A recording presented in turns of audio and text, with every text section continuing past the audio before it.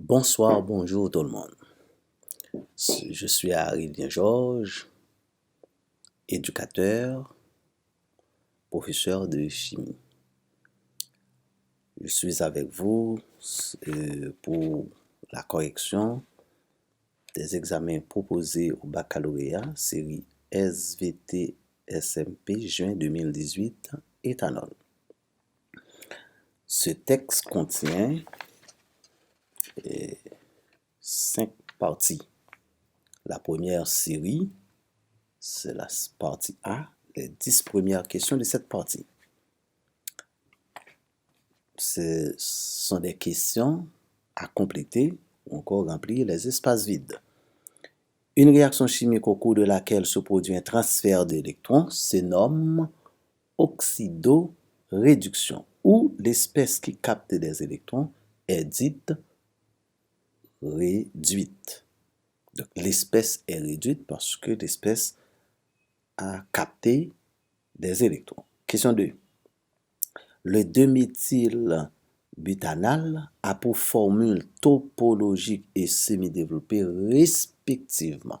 Voilà, vous voyez la formule topologique. On dit que la formule topologique, c'est une formule qui se fait en ligne brisée, qu'on ne doit pas figurer que les atomes de carbone et les atomes d'hydrogène. Donc, les atomes d'hydrogène qui doivent être figurés, ce sont des atomes d'hydrogène accompagnés d'une autre molécule, encore un autre atome. Donc, le 2-méthylbutanal présente de la manière suivante, et la formule s'est développée de encore butanol, c'est ici de la manière suivante.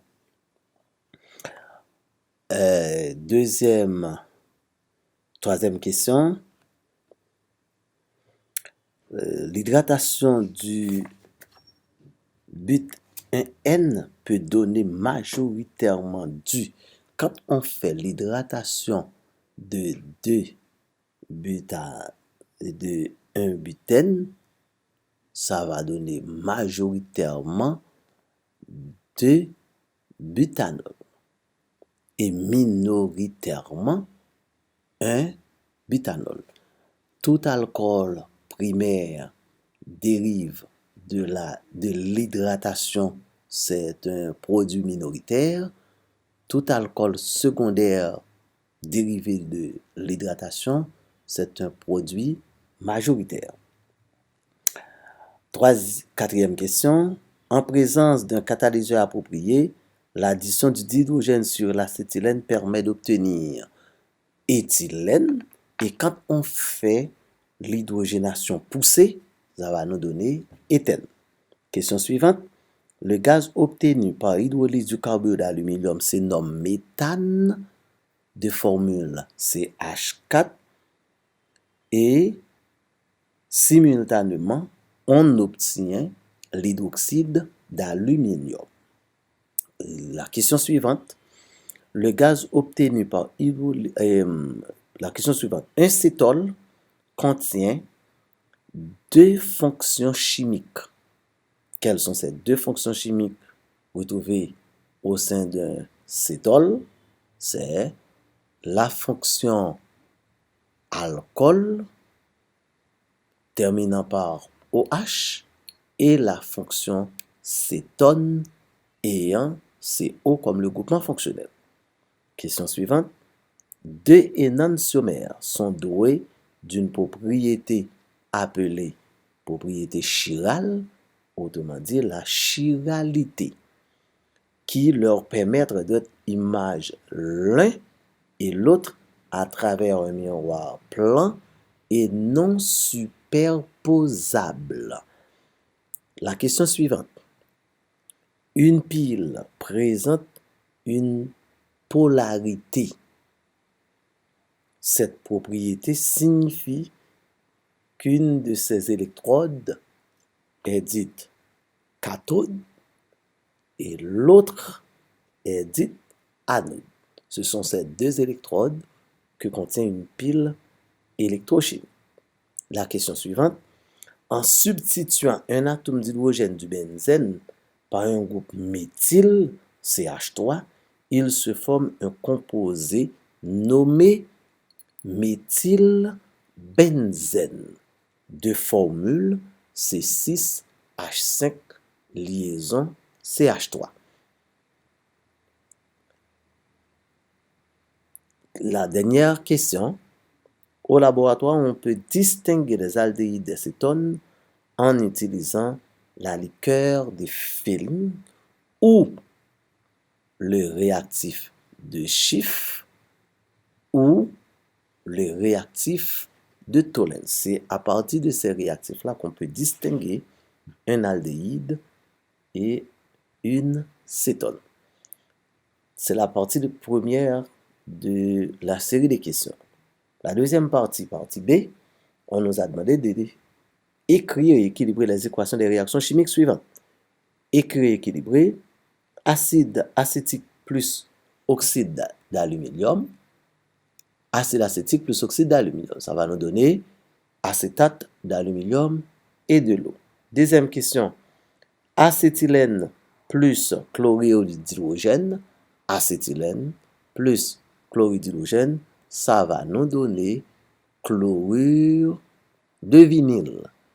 À noter, tout composé ayant CH2 double liaison CH en composé organique ou bien en hydrocarbure, on parle de vinyle. Ici, c'est chlorure de vinyle. Troisième question, oxyde de cuivre 2 CuO plus le dihydrogène. C'est la réduction de l'oxyde de cuivre par l'hydrogène pour donner du cuivre et de l'eau. Quatrième question, éthanal plus éthanal, on parle de la dimérisation de l'éthanal. Quand on fait l'addition des deux molécules d'éthanal, ça va nous donner un aldol de formule qui contient une fonction alcool, OH, et une fonction aldéhyde, CHO. Donc, c'est un aldol dérivé de deux molécules d'alcool ou encore deux molécules d'éthanal. La dernière question, c'est le nitrate d'argent, AgNO3, plus cuivre à l'état métallique. Ça va nous donner d'abord le nitrate de cuivre, de formule CuNO3 pris deux fois, et d'argent. Ici, c'est la deuxième partie de série de questions aux exercices. Troisième partie, partie C, traiter l'une des deux questions proposées. Il existe pour la formule brute C4H8O 3 composés carbonylés. On demande d'abord d'écrire la formule, ou encore leur formule semi-développée. Formule semi-développée du composé C4H8O. Première formule, on détient le butanal. Deuxième formule, on retire un groupe alkyle de butanal, ça va nous donner 2-méthylpropanal ou méthylpropanal. Troisième formule, on va transformer par isomère le butanal en butanone. Donc, on a butanone. Et là, ce sont ces trois formules qu'on nous a demandé de faire. D'écrire d'abord le butanal. On peut écrire tout aussi bien le méthylpropanal et on peut écrire aussi la butanone. Deuxième partie de question. En utilisant l'équation bilan de fonctionnement de la pile suivante, quelle est l'équation? On nous a demandé de dessiner cette pile tout en mentionnant le sens de déplacement des électrons. Voilà la pile dessinée, contient le zinc à l'état métallique et le zinc à l'état ionique, le cuivre à l'état métallique, et le cuivre à l'état ionique. Se trouve aux bornes cathode borne négative, moins, et borne anode, borne positive, plus. Séparé, c'est un tube en U, séparé par un pont salé. Donc, c'est le schéma, on vous a demandé de décrire conventionnellement, de décrire le schéma conventionnel de cette pile. Après avoir dessiné la pile, décrire le schéma conventionnel de cette pile. Pour écrire le schéma, on fait produit le couple redox réducteur sur l'oxydant, séparé des deux barres verticales, et l'oxydant surréducteur présentant la polarité moins pour la borne cathode et plus pour la borne anode. Et ensuite, la réaction produit aux électrodes, c'est Zn donne Zn de plus en cédant des électrons, en perdant des électrons, et la réaction cathode, c'est Cu D plus D électrons donne Cu. L'ensemble des électrons captés égal au nombre des électrons cédés. Si on soustrait des électrons, l'équation bilan de la réaction, on a Zn plus Cud plus donne Cu plus Zn de plus. Ça nous montre que c'est une réaction d'oxydoréduction. Encore l'équation produite au niveau de la pile. La partie D, c'est un texte. On nous a demandé de répondre aux questions des textes proposés. Vous avez lu les textes et répondre aux questions. Qu'entend-on par anesthésie? On définit l'anesthésie, c'est le fait de rendre une partie du corps insensible à la douleur. C'est le fait de reculer la douleur.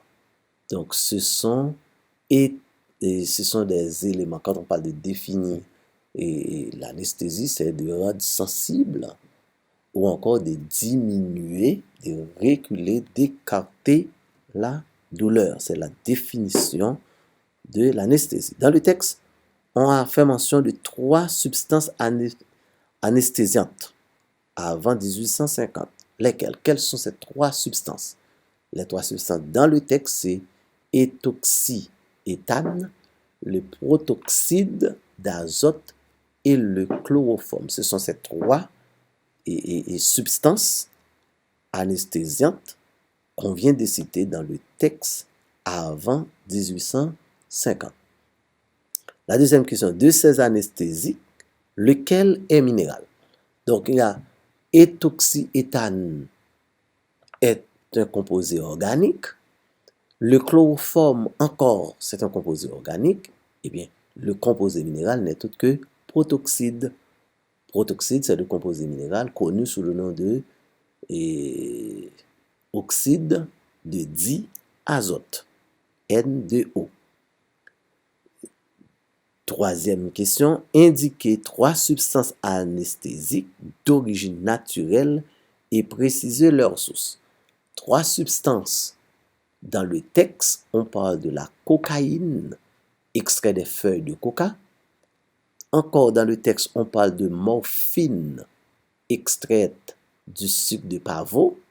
Et finalement, dans le texte, on parle de la quinine, extraite de l'écorce de quinina. Ce sont les anesthésies qu'on vient de citer dans le texte et accompagnées de l'origine. La dernière question dans cette série, c'est le chloroforme est une anesthésique trichloré du méthane. Quelle est sa formule brute? Présentez sa structure de Lewis.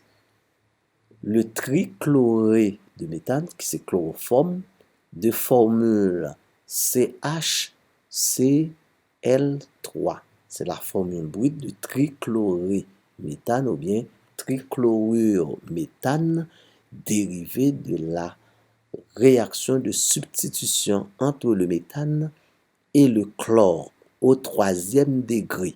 Ça porte le nom de chloroforme. Si on vient d'écrire la formule de Lewis, eh bien, on place l'atome de carbone au centre, associé de 3 atomes de chlore, suivi de l'atome d'hydrogène. Donc, on va retrouver ici la formule de Lewis ou encore la structure de Lewis de cette molécule de chloroforme. La dernière partie, ce sont les exercices. Exercice, partie E. On nous a proposé 3 exercices de résoudre 2 des 3 exercices pour cette série SVT SMP. On neutralise le premier exercice 15 cm3 d'acide acétique sur 20 cm3 d'une solution d'hydroxyde de calcium contenant 1,5 mol. La première question, en déduire la normalité de la solution basique. La normalité de la solution basique, c'est la normalité de base. Dans cette équation, il y a l'acide acétique CH3 simple liaison COOH et la base CaOH pris 2 fois. C'est l'équation de la réaction produisant l'acétate de calcium et de l'eau. La première question, déterminer la normalité basique. La normalité basique, c'est N est égal à alpha M. Dans une dibase, alpha est égal à 2 parce qu'on a 2 molécules de OH. OH pris 2 fois, et bien alpha égale 2. La molarité dans l'exercice c'est 1,5 mol. Et bien si on cherche la normalité, alpha égale à 2, molarité 1,5, et bien on fait le calcul, normalité base est égale à 3. La deuxième question, c'est de déterminer pour la solution acide acétique, la normalité. Eh bien, pour déterminer la normalité de l'acide acétique, on va utiliser cette formule. Normalité acide multiplié par le volume acide égale à normalité base multiplié par le volume base. Maintenant, dans l'exercice, on a le volume d'acide, la normalité et base, le volume et base et la normalité de base qu'on vient de calculer. Eh bien, si on fait le calcul, la normalité acide va être égale à normalité base multiplié par volume base divisé par volume acide. Normalité base égale à 3, volume base égale à 20 et volume acide égale à 15. En multipliant 20 par 15, par 3 divisé par 15, ça va être égal à 4. 4, c'est la normalité acide. Troisième question, déterminer la molarité de la solution acide. Si on a la normalité est égale à alpha M, eh bien on détient de la même formule, molarité est égale à normalité sur alpha. Puisque alpha dans un monoacide, il y a un H de l'acide, eh bien alpha égale à 1. Eh bien la molarité de l'acide est égale à la normalité de l'acide en divisant 4 par 1 égale à 4. Donc, on nous a demandé la concentration en grammes par litre de la solution acide. La concentration en grammes par litre. À quoi est égale concentration? Concentration égale à molarité multipliée par la masse molaire. À quoi est égale molarité de l'acide? Molarité de l'acide, c'est 4. À quoi est égale masse molaire de l'acide? Masse molaire de l'acide est égale à 60. On vient de calculer, masse molaire de l'acide est égale à 60. Donc, si on a 60, eh bien, en multipliant 60 par 4, ça va nous égaler 240. 240, c'est grammes par litre, qui est la concentration massique de la solution acide. Troisième question de ce problème, on fait agir 200 cm3 de la solution acide sur du zinc. Il y a une autre réaction, c'est l'équation de la réaction acide acétique plus zinc. Ça va nous donner acétate de zinc plus le dihydrogène. Maintenant, on nous a demandé de calculer le volume du gaz dégagé à 40 degrés. Et avant de calculer le volume à 40 degrés, on va calculer le volume à 0 degré. Pour calculer le volume à 0 degré, on utilise la masse de l'acide. Il y a la concentration de l'acide. À quoi est égale la concentration? C'est la concentration, c'est 2. Et concentration, c'est masse sur volume. Concentration de l'acide, c'est masse sur volume. Quelle est la masse de l'acide?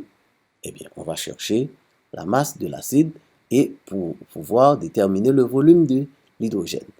Masse, on utilise cette formule, concentration, masse molaire. Et maintenant, on va faire le calcul pour trouver le volume à 0 degré. Volume, si concentration, c'est volume et masse sur volume, et bien si on veut chercher le volume, on va tout simplement remplacer masse. Si on veut rechercher le volume, et bien c'est masse multiplié par la concentration. Alors, le volume multiplié par la concentration. Le volume, c'est 200 cm3 à convertir en litres. Ça va être égal à 0,2 litres multiplié par 240, ça va nous donner une valeur. Et la valeur de qui c'est 8,96, qui est le volume d'hydrogène. Puisqu'on a le volume à 0 degré, on va utiliser la formule des gaz parfaits. Donc, pour pouvoir déterminer le volume du gaz à 40 degrés C. 40 degrés C, c'est la température Celsius et la pression 5 atmosphères. Et on va utiliser P0, V0 pour déterminer la formule. Et voilà, le volume de gaz à 40 degrés est égal à 2,053 litres. Deuxième exercice, c'est un polymère qu'on nous a demandé de calculer et déterminer la masse molaire de monomère. Pour déterminer la masse molaire de monomère, on utilise la masse de polymère divisée par l'indice de monomère. Masse monomère, c'est 31 250 divisé par 5000, ça égale à 62,5. C'est la masse de monomère. Et déterminer si on a la masse de carbone, la valeur pour chercher la formule brute. Formule brute, c'est 62,5 sur 100, 12x sur pourcentage carbone, y sur pourcentage d'hydrogène, 35,5 Z sur le pourcentage de Z. Et si on fait le calcul pour déterminer la valeur de x, y et z, on va déterminer x égale à 2, y égale à 3 et z égale à 1. Si on détient la formule brute, x c'est cx, y hy, z c'est lz. Eh bien, la formule moléculaire de cette molécule est C2H3Cl.